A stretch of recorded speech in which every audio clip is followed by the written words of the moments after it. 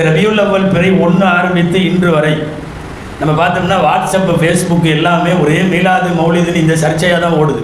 மாறி மாறி மாறி மாறி ஒரு நபிமொழியை எழுதுகிறார்கள். மீலாதெல்லாம் கூடாது. ஏன் கூடாது தெரியுமா? ரசூலுல்லாவே சொல்லிட்டாங்க, மரியமுடைய மகன் ஈசாவை புகழ்ந்ததை போல என்னை புகழாதீர்கள் அப்படின்னு சொல்லிட்டாங்க. மரியமுடைய மகன் ஈசாவை கடவுளாக்கினார்கள். எந்த மீலாது மேடையும் ரசூலுல்லாவும் அல்லாவும் ஒன்றுன்னு சொல்ல மாட்டாங்க. ஒரு உண்மை மூமின் முஸ்லிம் சொல்ல மாட்டாங்க. முஹம்மது என்கிற பெயர் சொல்லும் போதெல்லாம் கூடவே ஸல்லல்லாஹு அலைஹி வஸல்லம் என்கிற வார்த்தையை இந்த உம்மத்து பெயரோடு சேர்த்து விட்டது.